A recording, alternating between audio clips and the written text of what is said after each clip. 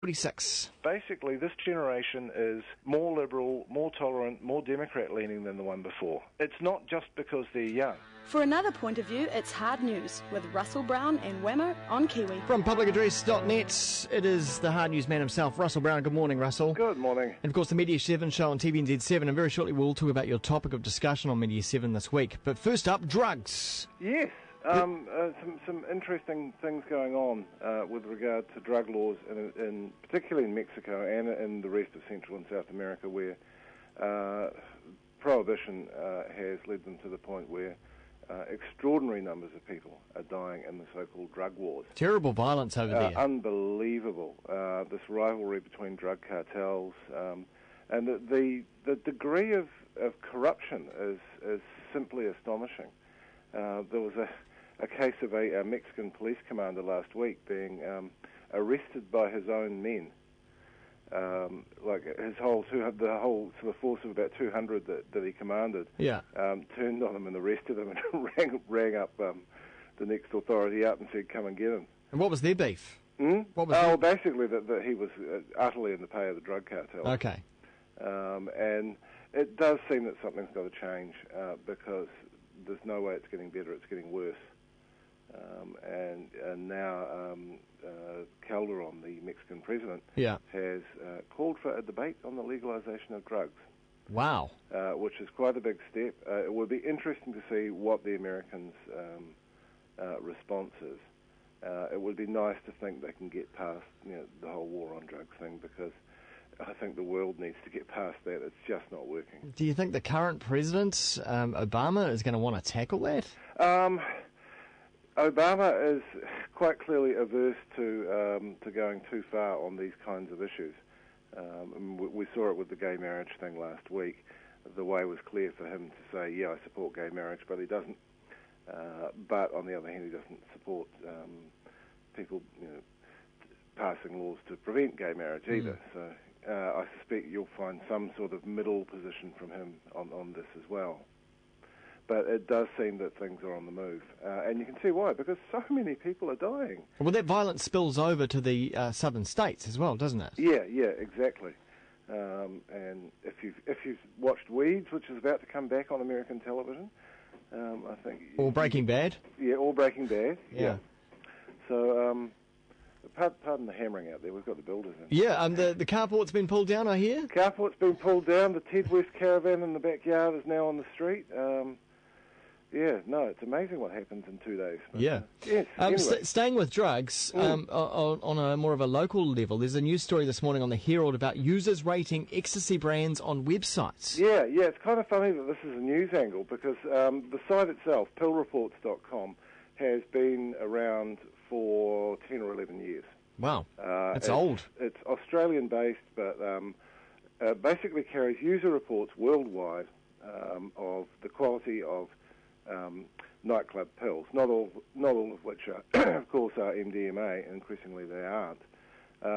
But yeah, it's actually quite a useful site, and the police in Australia have even actually worked with it in order to get the message out when there's some particularly bad batch of pills that contain something more poisonous than usual. To reduce harm. It's a harm reduction thing, absolutely.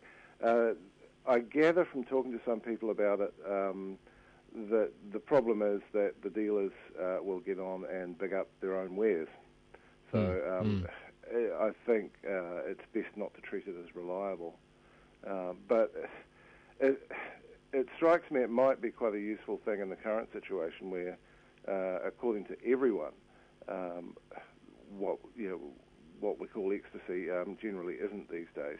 And it's been adulterated, often with BZP, but also increasingly with mephedrone. Which is that plant food? Or also called meow meow. And that's actually dangerous. I mean, you get into these sort of unintended consequences things of the least dangerous thing people could be taking in this situation is probably actual ecstasy, MDMA. If they're taking mephedrone, which can have physiological and psychological effects, it's there's an extra risk in that you've created by banning the original substance. And there was a good BBC documentary in Britain last week called My Drug War, which goes into that in quite some depth. They go to Scotland and find a really consistent pattern of a substance is taken up recreationally, is banned, and the people taking it move on to something roughly equivalent but more harmful. Yeah. And it's happened time and time again. And Ross Bell at the Drug Foundation's great value on this. If your goal is the least harm, then you don't do what we're currently doing. And that was also putting pills that were legal into the illegal category, like BZP, and where now you have another legal party pill that some say causes more harm. Yeah, exactly. That's a very good one. Although, BZP, I could see why they reclassified that, because it was actually sending people into emergency departments. Yeah. But the irony there is that it was that itself replaced MDMA, which wasn't sending people into hospital emergency departments, and there's been no death associated with ecstasy in New Zealand, I think, since 2001. And when you think of the number of alcohol-related deaths that have been since then, you do wonder why there was such a moral panic around it at that time. So there's a ridiculous battle going on two fronts. There's a battle going on with the illegal pills and the legal pills. Yeah, exactly. No, it's incoherent, and drug laws are often incoherent, basically. Yeah. The way that BZP actually got onto the shelves in the first place, it was only legal because it wasn't already illegal. And there were actually other substances, like methylone, which was what Matt Bowden was selling as ease, which seemed to me to be a lot less harmful than BZP, but because of the letter of the law in the Misuse of Drugs Act, that was already illegal. So as it turned out eventually, thanks to Jeff Houtman's TV show, which pointed that out. I don't think a lot of people thank Jeff for that one. But yeah, it is interesting the silly places you get yourself in because of the way the law's written. Exactly. Russell, finally, you're covering news photography on Media 7. Yeah, it's an interesting one, actually. We've got a couple of photographers in because there are kind of different things going on with news photography. One is that there's no money in it, particularly if you're a freelancer. Any reporter can just be handed a camera now and expected to go and get something. So the craft is being devalued. On the other hand, particularly wire pictures are becoming really important content. If you look on the iPad, there's 3 or 4 really great photo